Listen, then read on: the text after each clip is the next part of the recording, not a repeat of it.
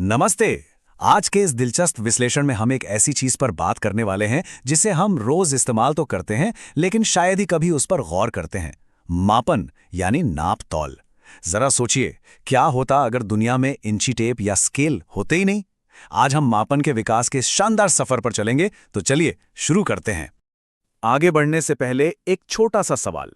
क्या कभी किसी ने सिर्फ अपने कदमों से पूरी क्लासरूम या किसी कमरे को नापने की कोशिश की है? पक्का की होगी। सुनने में तो ये बड़ा आसान सा जुगाड़ लगता है ना? लेकिन विज्ञान के नजरिए से बिना किसी सही टूल के सिर्फ कदमों से नापना काफी पेचीदा और मजेदार हो सकता है। आइए देखते हैं कैसे। अब इस कहानी को समझने के लिए जरा दीपा से मिलते हैं। हरियाणा में रहने वाली 11 साल की दीपा को एक छोटी सी परेशानी है। नया स्कूल सेशन शुरू हो गया है, उनकी हाइट बढ़ गई है और अब उन्हें एक नई यूनिफॉर्म चाहिए। बस इसी रोजमर्रा की आम सी जरूरत से मापन की एक बड़ी दिलचस्प कहानी शुरू होती है। तो दीपा अपनी माँ के साथ पहुंचती हैं कपड़े की दुकान पर।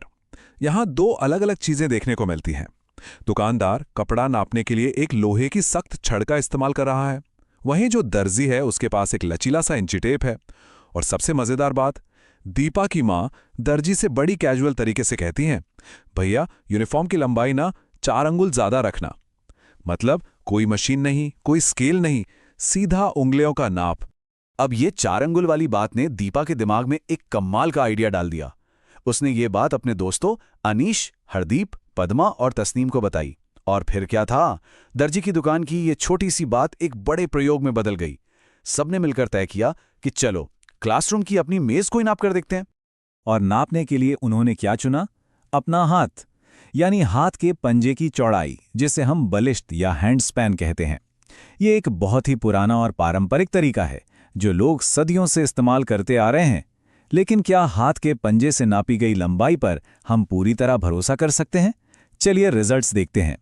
जरा इस डेटा को देखिए। जब इन 5 बच्चों ने उसी एक मेज को अपने अपने बलिष्ठ से नापा तो नतीजे बिल्कुल मैच नहीं हुए। अनीश का नाप आया 13 से थोड़ा ज्यादा, पद्मा का एकदम 13, तस्नीम का 13 से हल्का सा कम, दीपा का 13 और 14 के बीच, और हरदीप का तो पूरे 14 बलिष्ठ। ऐसा लग रहा है जैसे हरदीप के हाथ ग्रुप में सबसे बड़े हैं, लेकिन मेज तो वही एक ही थी ना, फिर सबके नाप अलग अलग कैसे? तो अब सबसे बड़ा रहस्य यही है कि एक ही मेज की लंबाई हर किसी के लिए अलग कैसे हो सकती है। मेज तो जादू से अचानक लंबी या छोटी हो नहीं गई। इसका सीधा सा मतलब यह है कि नापने के इस तरीके में ही कोई ना कोई बड़ी गड़बड़ है। और वो गड़बड़ क्या है? जवाब एकदम हमारे सामने है। हमारे शरीर के अंग, जैसे कि हाथ का पंजा, हमारे कदम या उंगलियां, हर इंसान में अलग अलग साइज के होते हैं। किसी के हाथ बड़े होते हैं तो किसी के छोटे।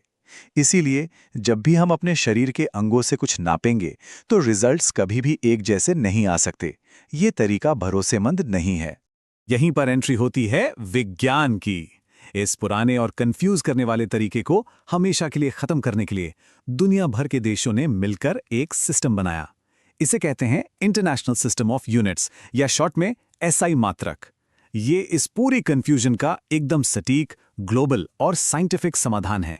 इस सिस्टम का गणित एकदम साफ और सीधा है।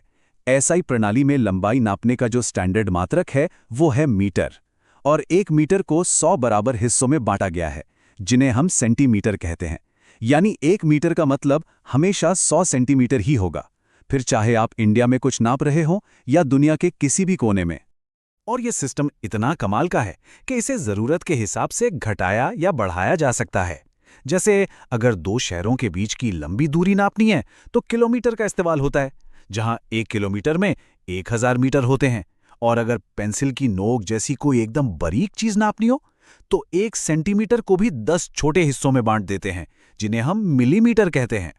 खैर, सिर्फ मात्रकों या यूनिट्स के बारे में जान लेना ही काफी नहीं है। विज्ञान को सही तरीके से अप्लाई करना भी आना चाहिए। सही रिजल्ट के लिए आपको स्केल या रूलर का एकदम सही तरीके से इस्तेमाल करना भी तो आना चाहिए। तो आइए जानते हैं स्केल इस्तेमाल करने के 3 सुनहरे नियम। ये 3 नियम बहुत ही जरूरी हैं। पहला, स्केल को हमेशा चीज के एकदम समानांतर यानी पैरेलल रखना चाहिए। दूसरा, रीडिंग लेते वक्त आपकी आंख उस निशान के बिल्कुल ठीक ऊपर होनी चाहिए। और तीसरा, अगर स्केल का 0 वाला हिस्सा टूट गया है तो घबराना नहीं है, उसका भी एक आसान सा जुगाड़ है। चलिए इन तीनों को जरा डिटेल में देखते हैं। जरा यहां देखिए, इस स्केल को चीज के साथ थोड़ा तिरछा रखा गया है। ये स्केल रखने का एकदम गलत तरीका है। अगर आपने स्केल को किनारे के साथ सीधा नहीं रखा है तो आपका नाप पक्के तौर पे गलत ही आएगा और सारी मेहनत बेकार हो जाएगी। तो सही तरीका क्या है? सही तरीका यह है कि स्केल को चीज के किनारे के बिल्कुल समानांतर यानी एकदम सीधा और सटा कर रखा जाए। एकदम सटीक मापन की शुरुआत ही इसी पहले कदम से होती है। अब आते हैं आंख की सही पोजीशन पर, और ये सच में बड़ा दिलचस्प है।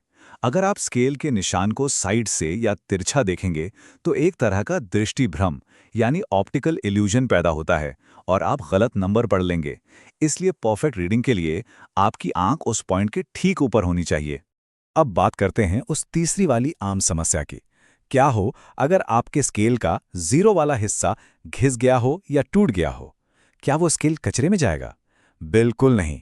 विज्ञान हर प्रैक्टिकल प्रॉब्लम का एक बड़ा ही तार्किक और आसान हल देता है। ऐसे में बस एक सिंपल सा गणित लगाना है। आप स्केल के किसी भी साफ नंबर से नापना शुरू कर सकते हैं, जैसे कि 1.0 सेंटीमीटर से, और फिर दूसरे सिरे पर जो भी रीडिंग आए उसमें से इस शुरुआती नंबर को माइनस कर दीजिए। जैसे अगर दूसरा सिरा 10.4 पर है तो उसमें से 1.0 घटा दीजिए। आपको सही लंबाई मिल गई, 9.4 सेंटीमीटर। है ना एकदम आसान? तो इस पूरी चर्चा के बाद मैं आपको एक बहुत ही गहरे सवाल के साथ छोड़ना चाहता हूं। हमने स्केल को सही एंगल से देखने की बात की, लेकिन जरा सोचिए, जो विद्यार्थी देख नहीं सकते वे लंबाई को सटीकता से कैसे नापते हैं? इसका जवाब विज्ञान के समावेशी यानी इंक्लूसिव होने में छिपा है। उनके लिए खास ब्रेल स्केल होते हैं जिन पर उभरे हुए निशान होते हैं, जिन्हें वे आसानी से छूकर पढ़ सकते हैं। है ना कमाल की बात? कैसे ज्ञान और नवाचार मिलकर हर रुकावट को पार कर सकते हैं। तो अगली बार जब आप कुछ भी नापें तो इन छोटी छोटी लेकिन बेहद अहम बातों को जरूर याद रखिएगा।